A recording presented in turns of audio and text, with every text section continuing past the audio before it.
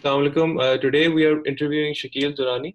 He was a civil servant of the 71 batch, and he was former Chief Secretary Sindh, Gilgit Baltistan, and he was also former WAPTA chairman. Assalamu alaikum, Shakil Saab. Walaikum salam.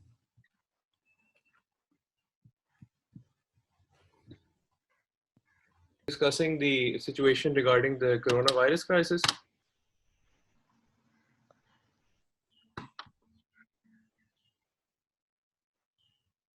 So yes, Shakil Durrani Saab, seeing the current situation, what do you think should be the government's employment versus controlling the spread of the virus and, in fact, saving human lives?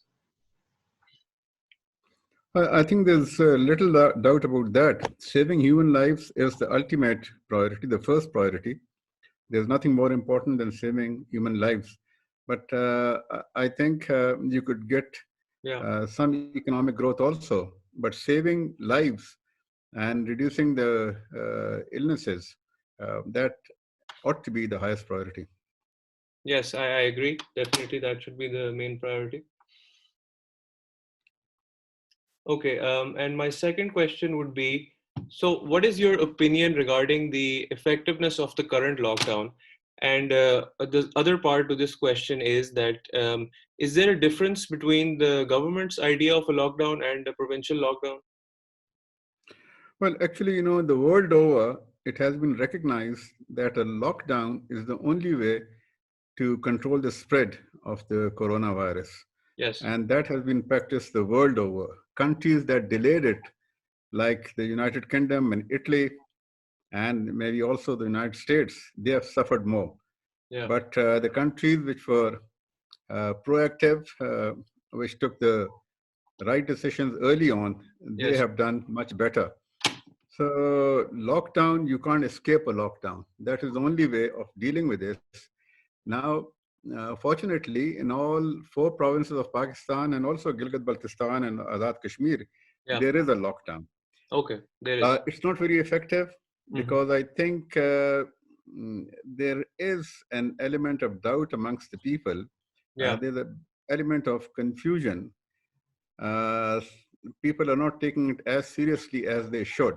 Right. Now, remember that the lockdown is not a curfew. A curfew, you remain indoors for a couple of days or 2 days or 3 days.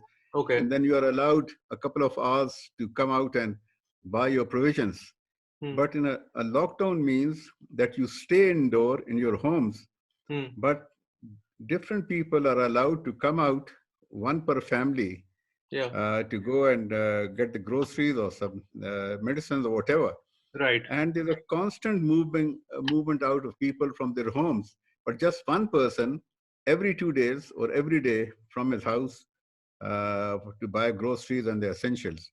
Right. So there's absolutely no doubt in anyone's mind, the experts in particular. I was just listening to Dr. Anthony Fauci, and he said that just a few minutes back, that if you want to deal with it successfully, you have to have a lockdown. So there's really no doubt.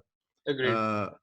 Now, there, the concern about the livelihood and the provision of food to the daily wage earners and the poorer sections. Yeah. Now, that could be accomplished. I think the government estimates that there might be about 5 to 6 million such people who are not being provided the wages these days and who have to be given food or cash grants. Okay. Now, I think that could be done. It's not an easy exercise, but it's not impossible either. Okay. And in Pakistan's case, where we are amongst the most charitable people in the world, our rate of philanthropy is more than 1% of our GDP. Right. So, and I think it totals something like 260 billion rupees. That's the philanthropy of Pakistanis. Wow. And if you could ask, or if you just make it clear, or make a request to the people, they'll reach out everywhere. They've done it before, they'll do it this time.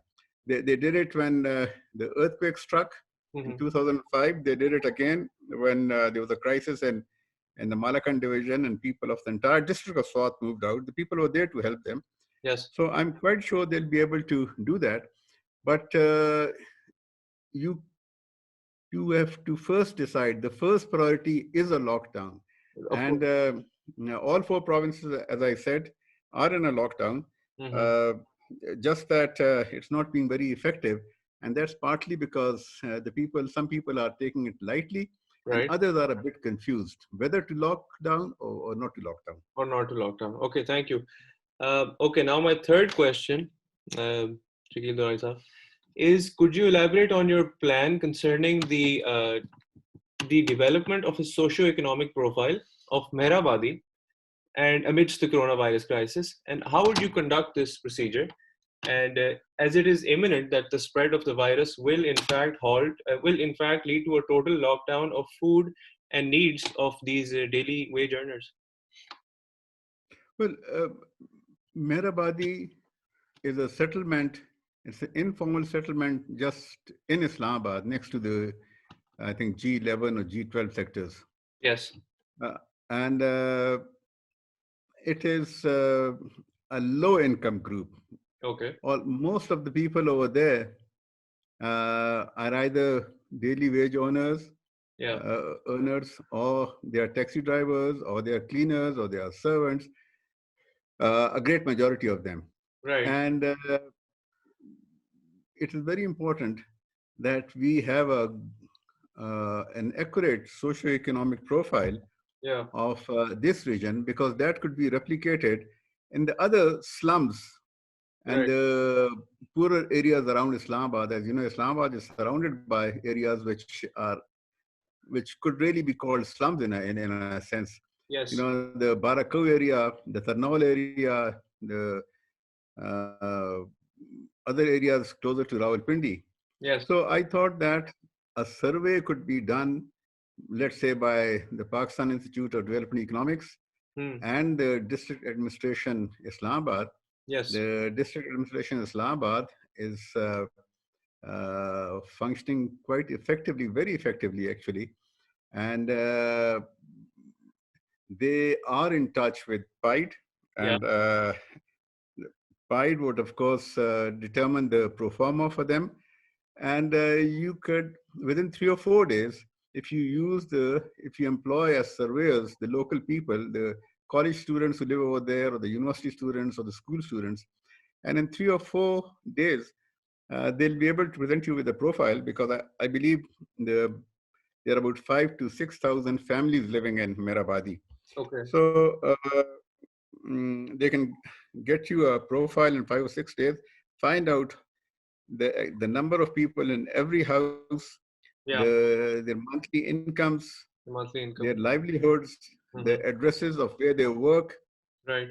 uh, determine how many rooms they are living in, whether Yeah. they are washrooms over there, WCs, and of course the telephone numbers and the CNIC cards, and also that when the government wishes to provide them with cash grants under the BISP or some other ways, SAS, it could be easily done. Yeah. And it'll be better to provide them with cash grants and not food supplies, Okay. because the cash grant would enable them to patronize the shops in that locality.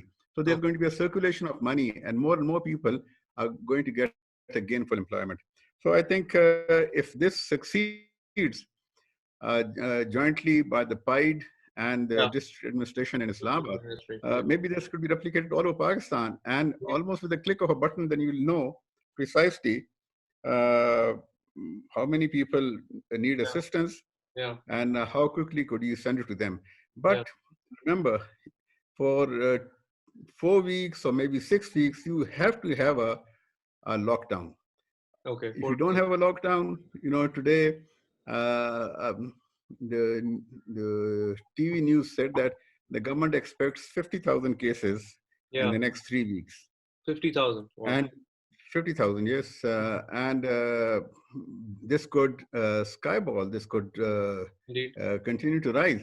So Right. you have to, as I say, flatten the curve Yes. and make sure that there's minimal contact between people. Okay. So there's absolutely no doubt that a lockdown is important, just that it has to be made more effective. More effective.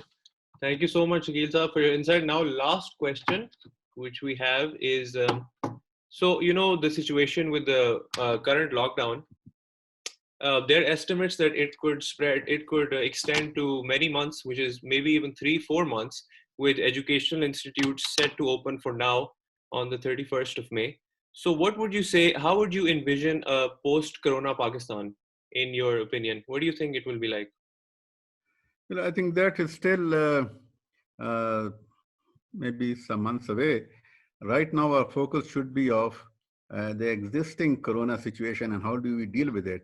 Right, I think we could, the rural areas could by and large remain outside the lockdown right, because the fields have to be harvested, the the grain has to be threshed, the yes, cows have to be milked.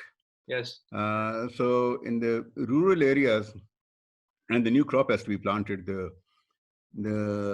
kharif crops have to be planted very soon. uh, So could you just move I to think the the rural next areas are one? not going Yeah, to okay, thank be you. Yeah, keep going. the rural areas are going to be outside the lockdown. And Okay, I actually feel that the ports, Karachi port, for instance, and the transportation of goods, which the Prime Minister has spoken of, could yes, continue. And I was speaking to an industrialist who mm, has employed 200 labor, and his factory is closed. He also does some export work. But he said, these 2,000 people, rather than going home every day, could live in the factory. He could make some arrangements.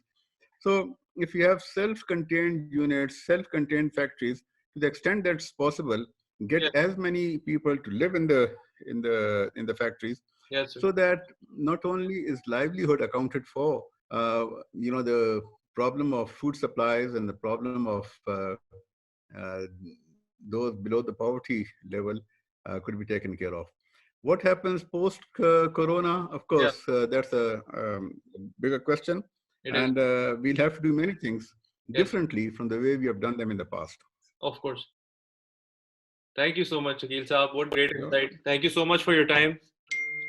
welcome. Thank you. Thank you. Okay, Allah Hafiz.